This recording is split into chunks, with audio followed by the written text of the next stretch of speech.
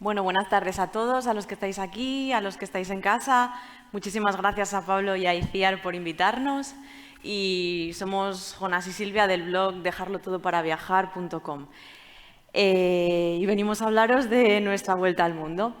En primer lugar, deciros que si os dijésemos que hemos dado la vuelta al mundo en un año sin aviones, no habría pasado ni un minuto y ya os habríamos dicho una mentira. Con lo cual, preferimos recapitular y explicaros que dimos la vuelta al mundo prácticamente sin aviones porque hubo un tramo que no pudimos salvar ni por tierra ni por mar y tuvimos que coger un avión. Pero bueno, es una historia que ya os contaremos más adelante. Ahora mismo lo que me apetece es centrarme en la idea. ¿Por qué un viaje sin aviones? Bueno, pues Jonás y yo estábamos los dos... Teníamos un plan que era pedir una excedencia y durante un año dar la vuelta al mundo. Y estábamos los dos de acuerdo en que no nos apetecía mucho hacer un viaje de grandes contrastes. Esto es volar de Madrid a Hong Kong y de Hong Kong a Lima y como ver grandes cambios. Nos apetecía más bien un viaje lento, disfrutar sobre todo del camino en sí, ir recorriendo el camino lento, como decía, y ver cómo van cambiando los paisajes, cómo van cambiando los monumentos, los gestos, los rasgos de la gente, la gastronomía. Además, viajando así nos permitía también acercarnos a zonas inhóspitas, a zonas de fronteras, a lugares poco transitados por los turistas. Esto tenía una contrapartida que era que no iba a ser un viaje muy cómodo. Si teníamos un año para dar la vuelta al mundo y la queríamos hacer por tierra y mar, no íbamos a tener mucho tiempo para disfrutar de las ciudades o de los sitios que pasásemos. Estaríamos casi siempre con la mochila a cuestas y en ruta. Vale, como el tiempo aquí también apremia, no me gustaría enrollarme mucho con la ruta que hicimos, que la podéis ver básicamente en este mapa, y nos vamos a centrar más bien en experiencias o en anécdotas que vivimos durante el viaje que nos parece que os van a resultar más interesantes. Nosotros salimos de Cantabria, de Torrelavega, que es de donde soy yo, y salimos de Europa haciendo autostop. Llegamos al Mar Negro y entonces encaramos ya la zona de Asia para hacer la ruta de la seda, que hicimos fundamentalmente, bueno, el Mar Negro lo cruzamos en un ferry y el resto lo hicimos en transporte público. Autobuses y la zona de China sobre todo en tren, que es un medio de transporte muy bueno en China para recorrer grandes distancias y bastante cómodo. Luego hemos bajado por el sudeste asiático, sobre todo en furgonetas y autobuses, pero también cogimos algún barco que Jonás os explicará luego más adelante. Y es ahí, en el sudeste asiático, donde nos encontramos la piedra en el camino y bueno, el escollo que no podemos salvar, que es pasar desde Indonesia hasta Nueva Zelanda, que más adelante, yo lo sigo posponiendo, os explicaremos qué fue lo que pasó. En Nueva Zelanda hemos alquilado un coche pequeñito y nos hemos dedicado a recorrerlo en un coche alquilado, durmiendo en tienda de campaña. Y ya es desde Nueva Zelanda donde nos embarcamos en la parte que más emoción, que más ganas teníamos de enfrentar, que era cruzar el Océano Pacífico en un carguero portacontenedores. Hemos recorrido parte de Sudamérica, como podéis ver en el mapa, en autobuses y furgonetas. Y una vez que llegamos a Brasil, nos embarcamos en el segundo portacontenedores hasta, bueno, pues de vuelta a España. ¿Cómo se empieza la vuelta al mundo cuando no vas a coger ningún avión? Pues empiezas en tu pueblo. Mi hermana y una amiga nos dejan en una gasolinera y nos ponemos a hacer autostop. Con la suerte del principiante no tardamos ni 10 minutos y nos coge un coche que nos lleva, bueno, casi hasta Bilbao. En Bilbao tenemos un poco de menos suerte y tardamos como 2 o 3 horas en que nos levante un coche. ¿Qué es lo que pasa entonces? Que empieza la primera crisis del viaje. Bueno, no íbamos a contar quién lloró, pero parece que va a ser bastante... Bueno, fue ella, no fue vale. Supongo que del cansancio y de la emoción, pues tuvimos la primera crisis. A las 3 horas del viaje estábamos a punto de volver de nuevo a casa para intentarlo otra vez al día siguiente. Y bueno, ¿esto por qué? Me parece interesante contarlo porque, claro, cuando haces un viaje así en el que no tienes ninguna reserva, lo único que te empuja a seguir adelante son las ganas. Y en este caso, pues después de reponer energías y llorar un ratito, seguimos la ruta por Europa. No nos costó mucho salir de Europa, menos en Italia. ¿Puedes pasarla? Sí, perdón. Menos en Italia, que está prohibido y nos costó un poco más, pero el resto de Europa es bastante fácil hacer autostop. No es que tenga el cartel al revés, es que optimizábamos mucho el cartón porque solo es cuando te falta que lo echas en falta. Y aquí en esta foto podéis ver dónde dormíamos, principalmente en gasolineras cerca de transportistas y en una tienda de campaña técnica que pesaba más o menos 1 kilo. Como os comentaba, fue muy sencillo para nosotros salir de Europa y más sencillo todavía desviarnos hacia un país o pseudo país que nos apetecía mucho visitar. Como decía Silvia, bueno, la idea era cruzar Europa lo más rápido posible y de la manera más económica posible, por una cuestión de que bueno, está cerca y se puede volver en el futuro en cualquier momento. Pero sí había un país, o como decía, más bien pseudo país, que se llama Transnistria y que nos llamaba la atención como para desviarnos un poquito y pasar a conocerlo. Es justo esta línea roja que aparece en el mapa. Bueno, el país de abajo es Moldavia. Cuando cae la Unión Soviética, Moldavia se independiza y empieza a fomentar un poco más todos los valores pro-moldavos, bueno, sobre todo en temas de idiomas y demás.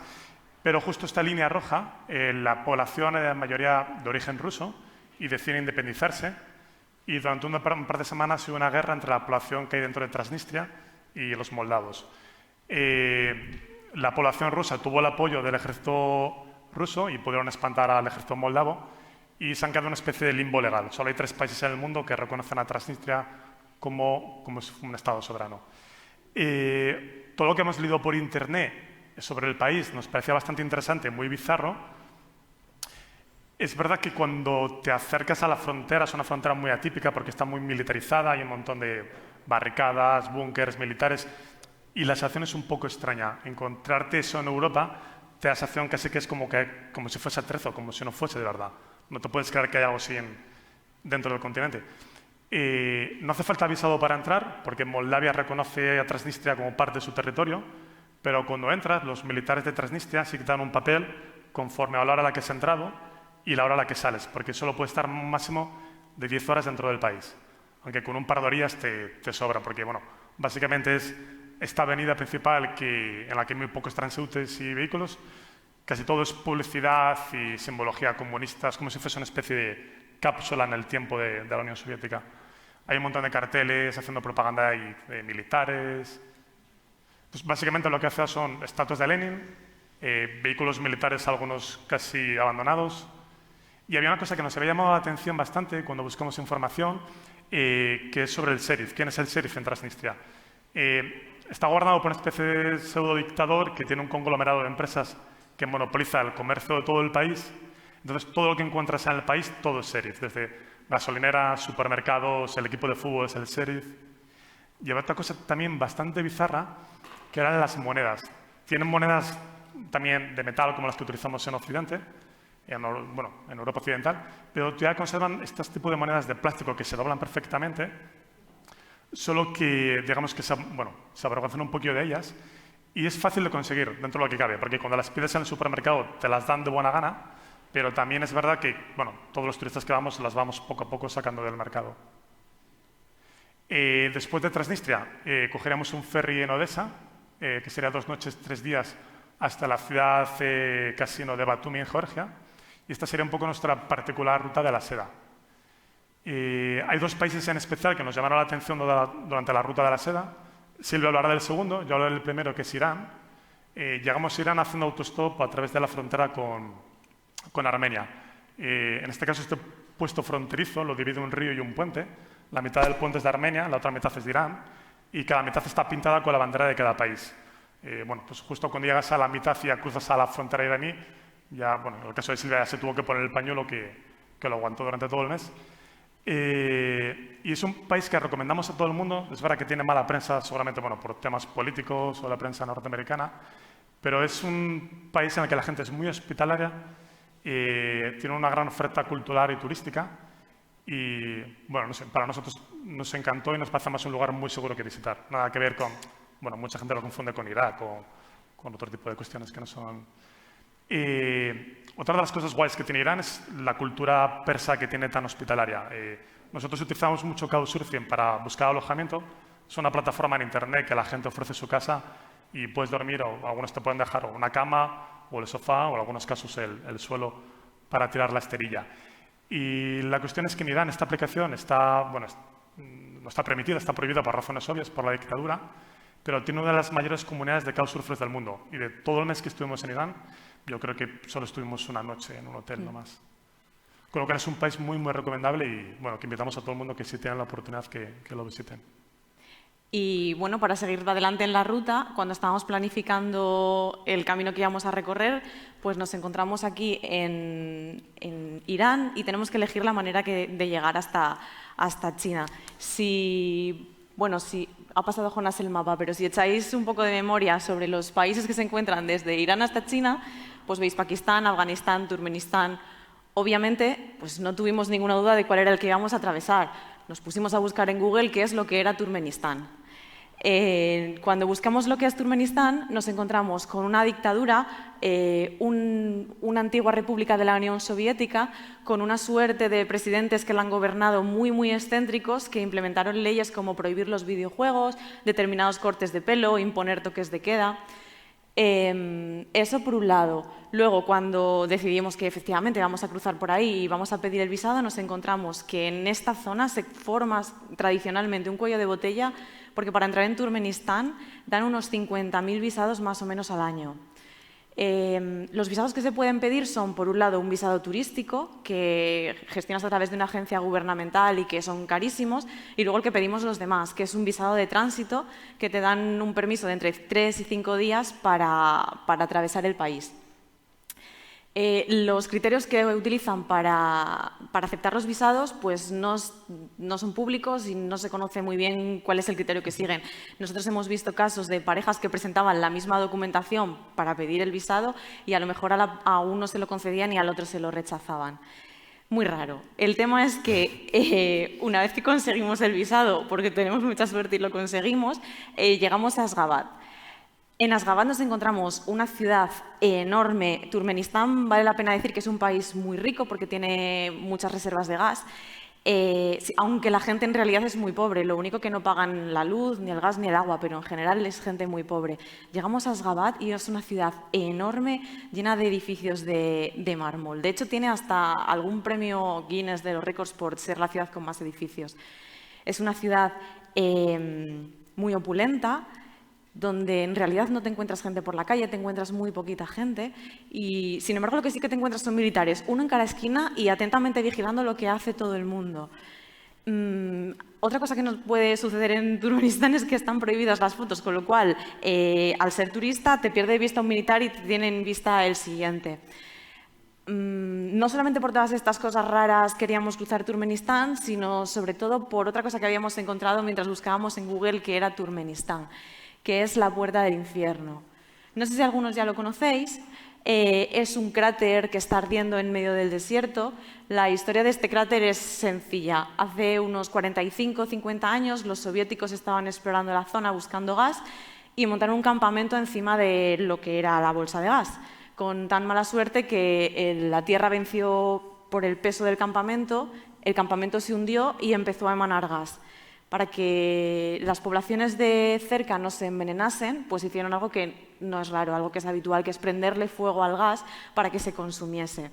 La idea era que en unas horas, a lo mejor en un día, en 2, no sabían pues que el fuego consumiese toda la bolsa de gas. Pues ni mucho menos. Lleva más de 45 años ardiendo y no se sabe muy bien cuándo podría esto de consumirse. Nosotros llegamos seguramente con la peor de las ideas de todo el viaje, que fue hacer autostop en el país más cálido de Asia Central en el mes más cálido. Tuvimos mucha suerte de nuevo y llegamos en unas 3 o 4 horas, pero hubo un par de veces que nos encontramos en la carretera tirados, en medio del desierto, esperando que alguien nos recogiese. Con lo cual, nosotros os recomendamos tener mejores ideas a la hora de programar las rutas cuando vais a hacer autostop. De todos modos, la experiencia allí impresionante. Llegamos por la tarde, acampamos como a 50 metros del cráter y oír cómo ruge la tierra o cómo ruge el gas cuando sale y explota con el fuego es una experiencia muy, muy chula. Aquí podéis ver el desierto, bueno, la carretera que atravesamos con camellos salvajes, bueno, toda una experiencia. Y bueno, si continuamos la ruta de la seda a través de Uzbekistán y bueno, Kirguistán y China, sí comentar un poco por encima, sin meternos mucho dentro, que fue la parte más difícil del viaje en cuanto a tema de visados. Algunos visados podemos sacarlos en España antes de comenzar el viaje, como el visado de Uzbekistán. El Irán también lo pudimos sacar, pero tenemos un mes para llegar a Irán si no el visado caducaba. O sea, tenemos un mes desde que partimos de Torrelavega para llegar a la frontera con Irán. Tanto el visado de Turkmenistán como el de China tuvimos que gestionarlos en Teherán, en la capital de Irán. El turmeno, bueno, ya ha contado Silvia un poco cómo ha sido, y el chino fue bastante complicado de conseguir, porque bueno, la cuestión es que el gobierno chino cambia de manera, bueno, con bastante frecuencia los requisitos para entrar al país en según qué puntos fronterizos, y nuestra idea era entrar por Xinjiang, que es la región más grande de China, en el occidente, es del tamaño más o menos de Alaska, y es una zona que, bueno, ha habido un montón de problemas de temas políticos con Pekín, de temas de autonomía, de independencia. Es muy interesante porque normalmente cuando pensamos en China pensamos en gente de etnia Han, pero la gente que es oriunda de esta zona son turcomanos, parece más a un turco que lo que se puede parecer a un chino. Sí, es verdad que igual tienen un poco los ojos más rasgados que un turco de la Turquía continental, pero bueno, es llamativo. Y es bastante complicado entrar por esa misma razón, porque de hecho alguna vez ha habido algún problema también con temas de terrorismo y demás, entonces es una frontera muy controlada y nos costó bastante pasar por aquí. Bueno, pues seguir un poco más hacia adelante, seguimos hasta Xi'an, donde acabaría, bueno, es una foto de los guerreros de terracota, donde acaba un poco la tradicional ruta de la seda. Y seguiríamos ya Pekín, Shanghái, y luego ya bajaríamos todo el sudeste asiático. Llegamos a Laos. Laos no es un buen país para hacer en carretera, porque las carreteras son muy malas, con un montón de curvas. Yo creo que nunca he visto tanta gente vomitar en un autobús en mi vida. De hecho, los conductores llevan botellas de alcohol para cuando la gente se marea, poder no esnifar, pero sí inhalar un poco el olor del vapor, del alcohol, perdón, para un poco despejarte e intentar no acabar vomitando. Entonces, la manera más práctica de cruzar Laos muchas veces es a través del río Mekong. En nuestro caso estuvimos 2 días cruzándolo en una barcaza. De hecho, cruzamos la frontera con Tailandia en la barcaza. Es una barcaza de este tipo. Y el viaje duró, creo que fue, 2 noches. Hicimos una noche a mitad del camino en un pueblito pequeño en medio de la selva, que eran como 15 o 16 casas, no mucho más, y muy barato. Creo que habíamos pagado como 2 euros por dormir o bueno, nada. Tuvimos suerte también porque éramos muy poquitos viajeros en el barco, eran casi todos también mochileros, éramos 5 o 6, así que teníamos suficiente espacio como para poder echarnos y dormir. Las barcazas estaban relativamente bien, sobre todo si las comparamos con el siguiente barco que cogeríamos, que sería un ferry que nos llevaría desde Singapur hasta Indonesia, hasta Yakarta. El barco, sé que puede sonar como una exageración, pero literalmente tenía más cucarachas que personas. Esta la zona donde estaban las camas. Eran todos locales, exceptuando nosotros 2 y un chico inglés que estaba allí también. Entonces, bueno, las camas son básicamente esto que, bueno, aquí se ve la suciedad, pero era bastante peor en vivo. Y luego hay un montón de colchonetas apiladas, barrajadas muy sucias, entonces, bueno, tienes que pelarte por una y colocarla donde puedas. Estos cajetines de la luz, sé que es una mentira, pero no lo sabrías, y es que salían los bichos de dentro. Entonces, nuestra idea para dormir era apoyar la mochila en estas paredes, para evitar que nos tocaran todos los bichos que pasaban por encima y alrededor. Y fue lo que hicimos, pero a los 50 minutos o a la hora, cuando no te mueves mucho, los bichos ya pierden un poco el miedo y empiezan otra vez ya a pasarte por encima. Así que lo que hicimos fue dar una vuelta por el barco, intentar buscar algún sitio, un pasillo, algún lugar donde pudiéramos dormir en el suelo, y encontramos un pasillo en el que había camarotes en mucho mejor estado que esto, pero que están completamente vacíos. Y le preguntamos a un chico de la tripulación si era posible dormir ahí, y nos contestó que no. Le insistimos un poco, nos pidió algo de dinero bajo manga, no sé, fue 10-15 dólares, y podemos dormir allí los 3 durante los 3 días que duró el viaje. Está un poco la comida, que vista aquí no tiene mala pinta, pero no se podía comer, no era fatal la comida. Y aquí encontramos la piedra en el viaje.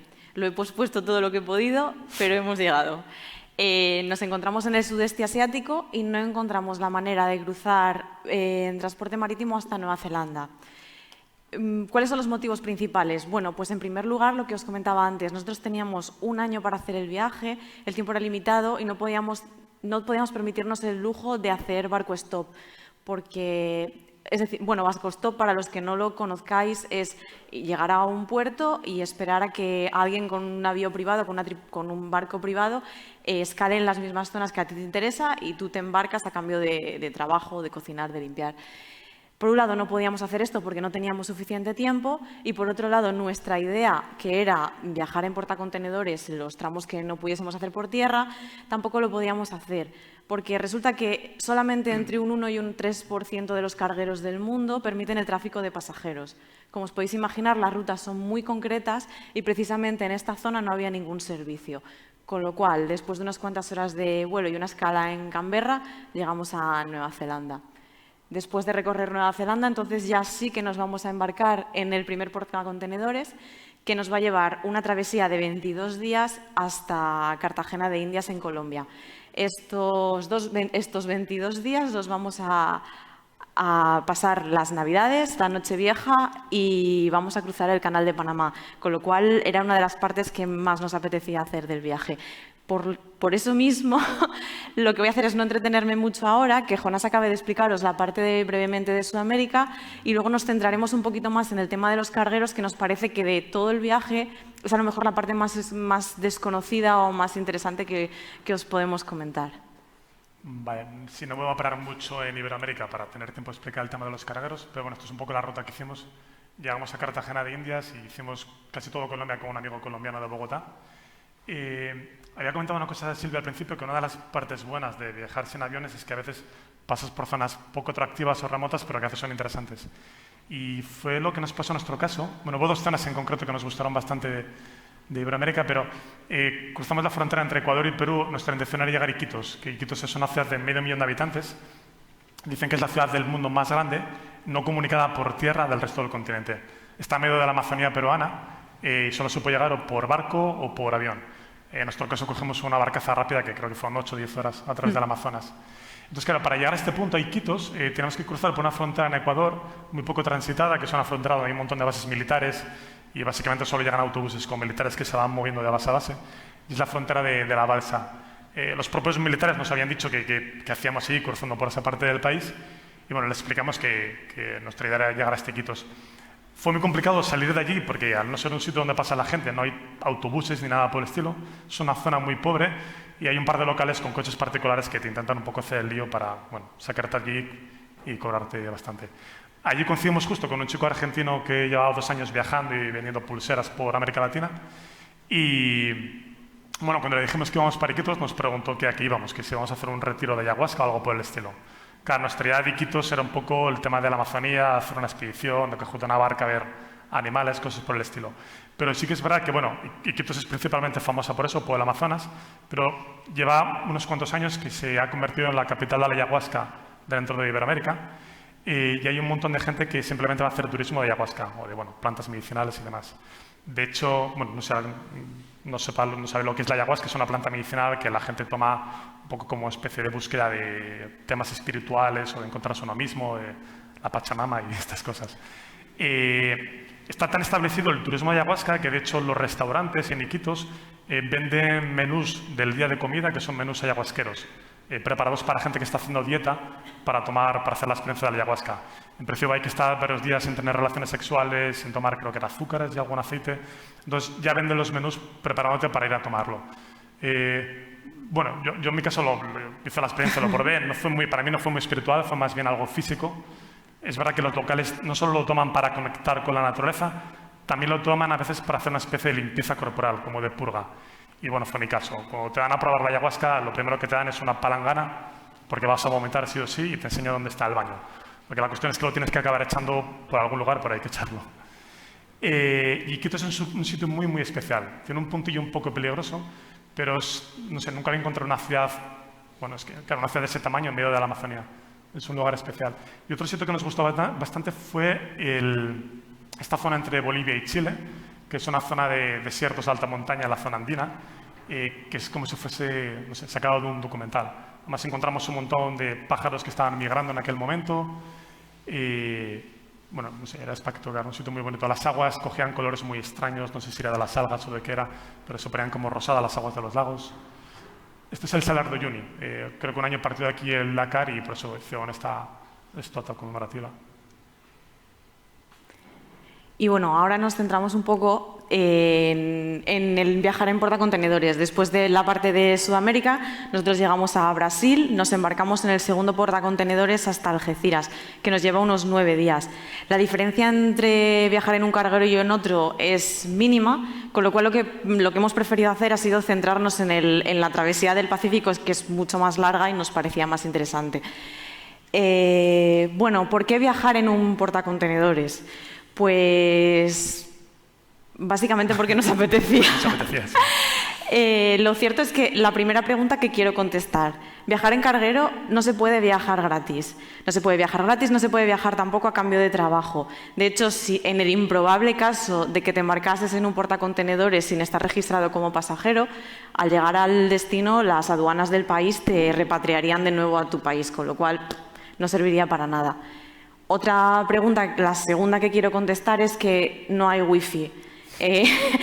No hay wifi, no hay radio, no hay televisión. Estás completamente aislado de alguna manera, porque si necesitas establecer contacto, la capitanía siempre va a tener contacto con tierra. Entonces, de todas estas cosas que estoy diciendo, podemos concluir 2 cosas. Sobre todo. La primera, que es más rápido y más barato viajar en avión. Y la segunda, que en la mayoría de los casos también va a ser más barato e infinitamente más cómodo viajar en un crucero. ¿Por qué viajábamos nosotros en un portacontenedores? Porque nos parecía más especial, más auténtico. Nos apetecía, sí. Nos apetecía. Este es el carguero con el que cruzamos el Pacífico. Exactamente este. No es un carguero muy grande si lo comparamos con algunos cargueros que podéis haber visto hace poco, como el que cayó en el canal de Suez, pues podríamos considerarlo pequeño. Para que os hagáis una idea, en el carguero, en el Ever Given, el carguero que se encalló en Suez, caben unos 20.000 contenedores y en este caben unos 3.000. La vida se hacía en esta torre que veis blanca, que es donde están las cabinas, el puente de mando, el comedor, donde se hace la vida. Y el resto del buque se dedica para la estiba y la carga de los contenedores y para las salas de máquinas. ¿Cómo era la vida en el carguero? Pues si algo lo puede definir es tranquila. No hay muchas cosas para hacer, entonces os vamos a describir un poco cómo era nuestra vida allí, cómo eran los sitios donde nos movíamos. Este era nuestro camarote, que tenía como dos habitaciones. Era exactamente igual que el del piloto, que de hecho dormíamos en la habitación de al lado del piloto. Del capitán. Del capitán. Veis la habitación con 2 camas y un baño muy pequeño, más o menos como el de un avión, con un pie de ducha pequeñito, más bien a lo mejor como el de una autocaravana. Y luego teníamos la salita con una nevera, un pequeño despacho, una televisión y un DVD con películas en alemán. Ahí podéis ver una foto de la cocina, que no difiere mucho de lo que podría ser una cocina de un pequeño restaurante, y a la derecha veis el comedor. En realidad en los cargueros hay 2 comedores, uno para la tripulación como para los trabajadores más rasos y luego otro donde están los capitanes y los pasajeros, si es que hay pasajeros. Siempre comentan, en los 2 barcos que estuvimos, parece ser que el ambiente en el barco es bueno en función de cómo cocina el cocinero. Si la comida es buena, pues el ambiente va a ser mejor. En nuestro caso, el cocinero era de Myanmar y cocinaba muy bien. La comida asiática, súper rica. El tema es que cuando en la capitanía hay occidentales, los platos muchas veces los adaptan a los gustos europeos. Había desayuno, comida y cena. Y luego había un pequeño office donde podías ir a cualquier hora y te encontrabas pues, pan de molde, Nutella, zumos, mermelada, por si querías picar algo entre horas. Los menús, como podéis ver, de comida y cena eran pues, una sopa o una ensalada de primero y luego pues, pescado o carne de segundo. ¿Cómo definiríamos la comida? Pues para nosotros sería como de hospital, ni muy buena ni muy mala, se dejaba comer. Una de las cosas un poco chulas o divertidas que encontramos durante el viaje en barco es que nosotros salimos del Pacífico Sur y tenemos que llegar a Cartagena de Indias, con lo cual hay que ir adaptando los usos horarios poco a poco para cuando llegue el barco a Cartagena de Indias, que el horario interno del barco coincida con el horario de operaciones del puerto en destino. Entonces, cada 2 o 3 días, el capitán, por megafonía, en inglés, que es el idioma que se utilizan para hacer las comunicaciones oficiales dentro del barco, nos iba diciendo hay que adelantar o retrasar el reloj 2, 3 horas, las que hicieran falta.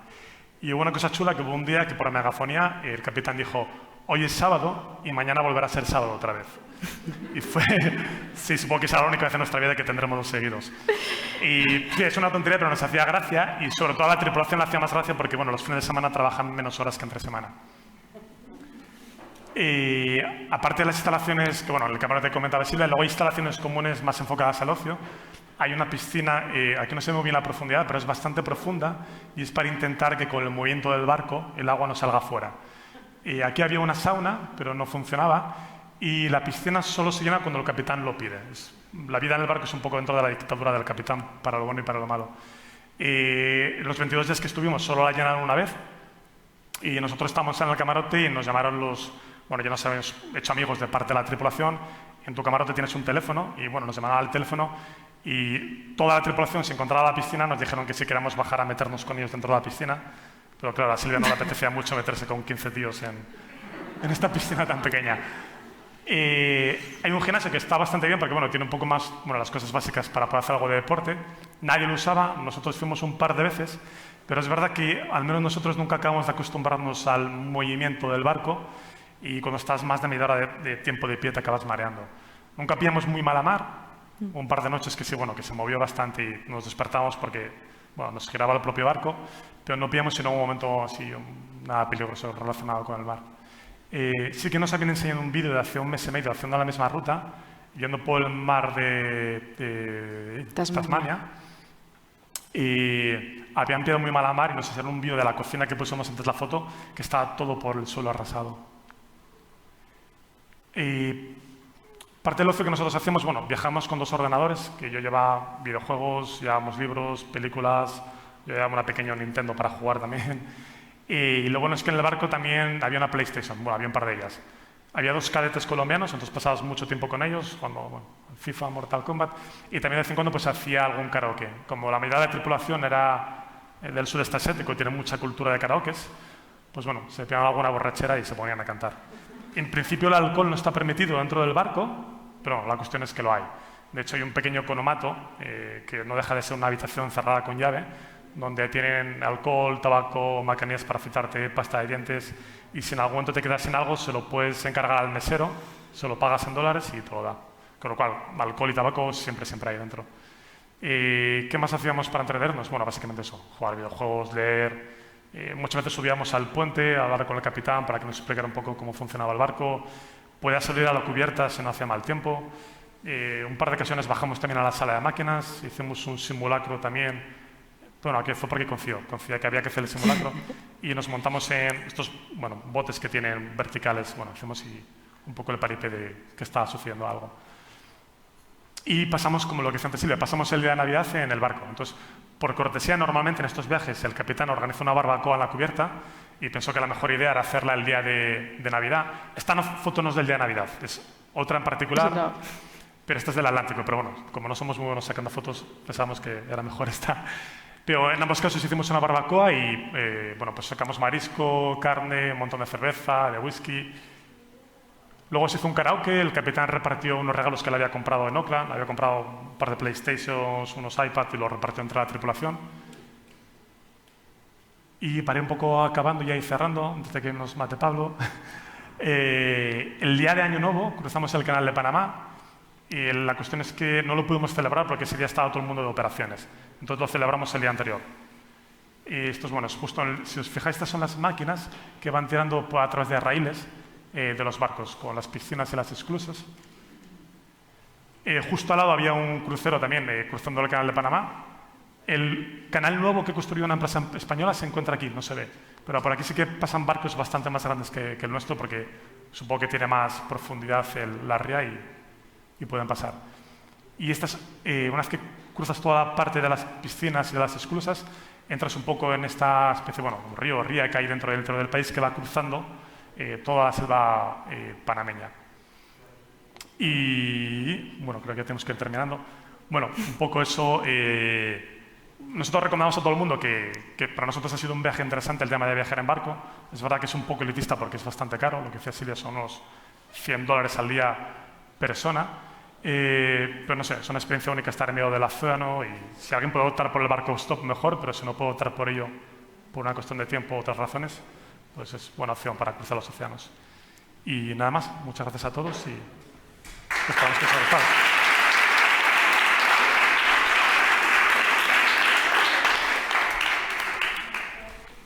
Da igual, gracias. Uy. Déjame el mando. Ahí va. Bueno, enhorabuena. La verdad es que me lo he pasado estupendamente y no me han quitado las ganas de viajar en barco. Al revés. Era algo que me apetecía mucho escuchar, así que genial. Vamos a abrir un turno de preguntas, no solo para los que estáis aquí en el público, sino también para la gente que está en casa. Iciar está allí en la pantalla del Zoom, por si queréis ir poniendo algún comentario en el chat, que es el sitio para enviar las preguntas, pero seguro que alguien de aquí quiere animarse a hacer alguna preguntita. Tenemos un micrófono donde está por allí, Marta lo tiene, así que se acerca encantado a preguntarlas. Si no, si nadie quiere preguntar nada... y ahí al fondo, mira, Marta, ahí al fondo. Te vamos a hacer correr hoy de un lado para otro, me temo.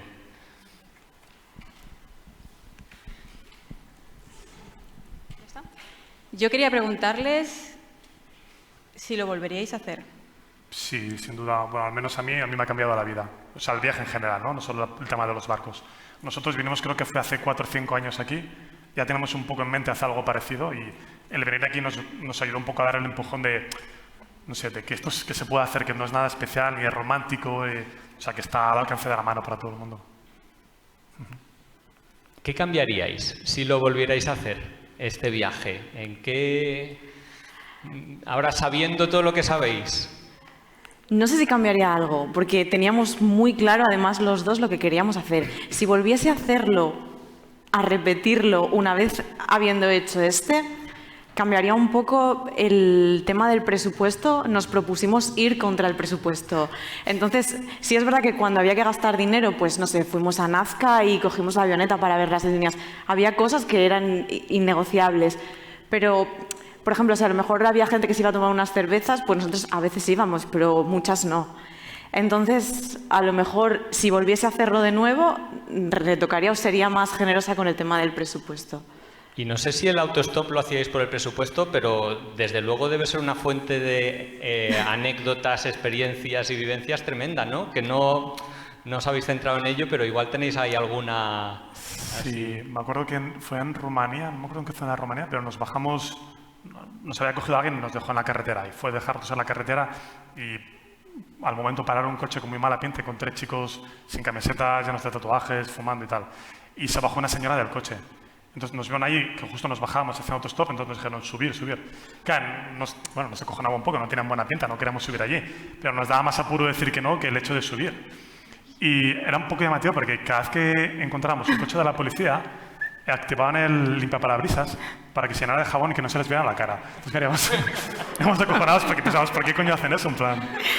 Sí, en Toulouse nos cogió una ambulancia y también allá entre a la ciudad había un montón de atasco.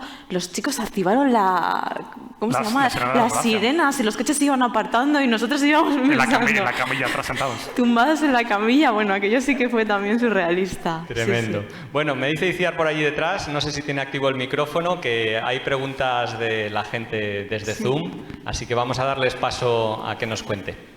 Pues mira, nos preguntan un par de personas, González por el Mundo y María Rila, que dónde y cómo se compran esos billetes. Hay que contactar con las navieras o los armadores, bueno, principalmente las navieras. Bueno, si entráis en nuestra página podéis encontrar también la información, pero por internet hay un montón de ella.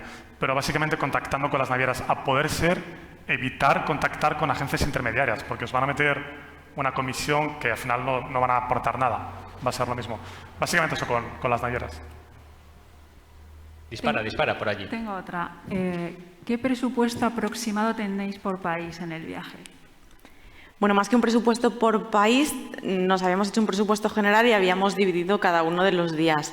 Entonces ha habido países en los que hemos gastado muy poquito, como en Irán, que estuvimos un mes y gastamos alrededor de 300 euros. Y luego países como Nueva Zelanda o China, donde el presupuesto lo llevamos un poco más apretado. Lo que sí que os podemos dar es una idea general de lo que gastamos, bueno, general no, al céntimo, porque llevamos una contabilidad. Vamos. Pedíamos un botín de agua y lo registrábamos. El gasto que hicimos durante todo el año... La idea era gastar unos 10.000, pero el tema de los cargueros lo encarece mucho, porque gastamos más en 20 días en cargueros que en 4 meses viajando.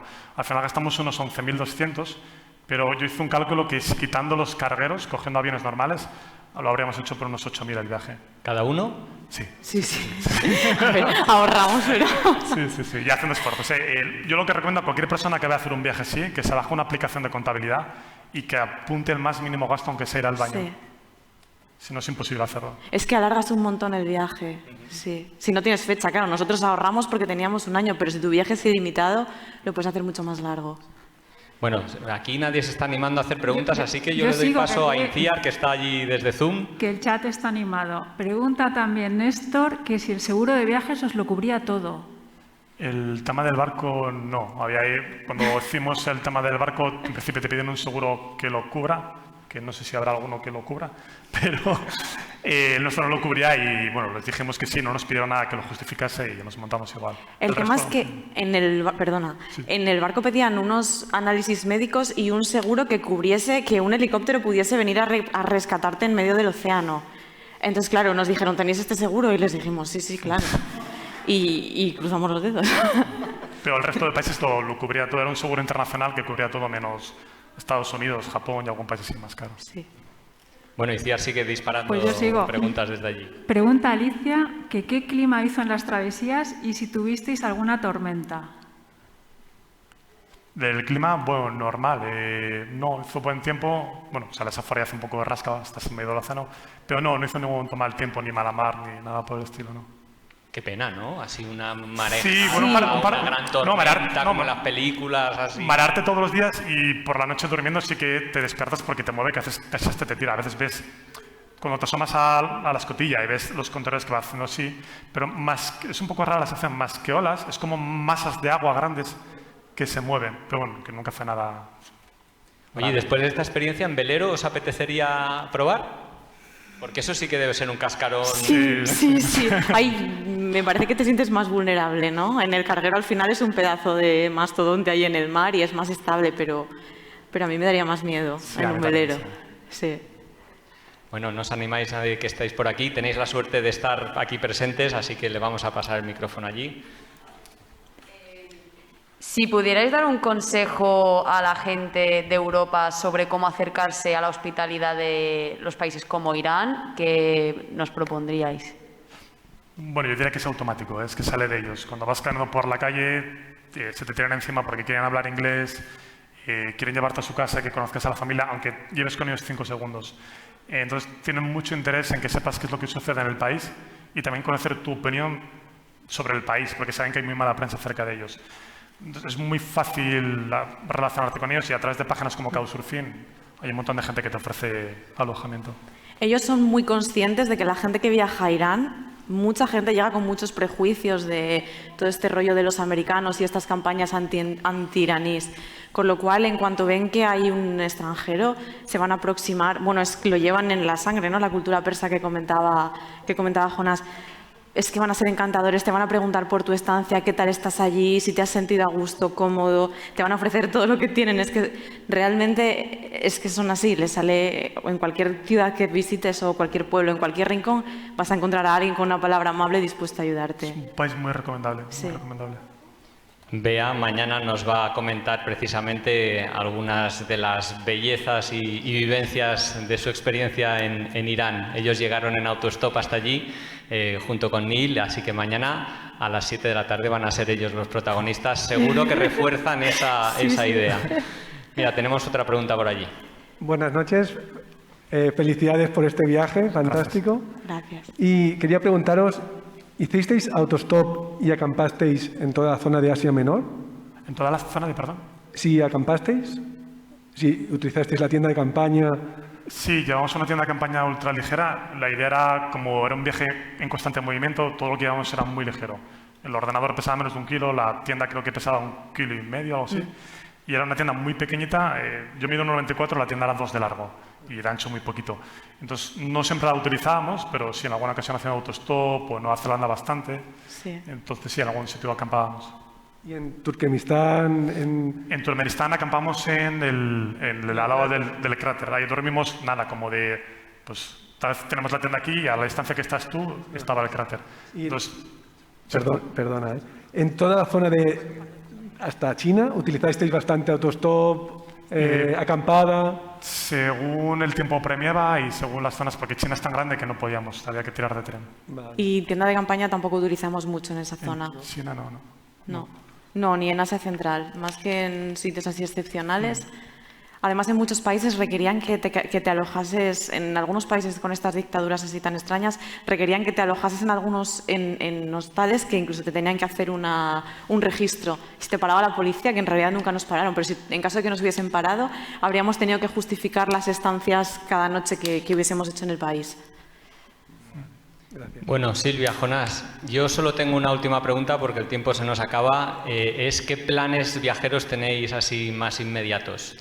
Ay, los que nos dejan, que no nos dejan, queremos que nos vacunen ya. Este año teníamos muchas ganas de ir a Islandia, pero claro, estamos ahí esperando la llamada de la vacuna.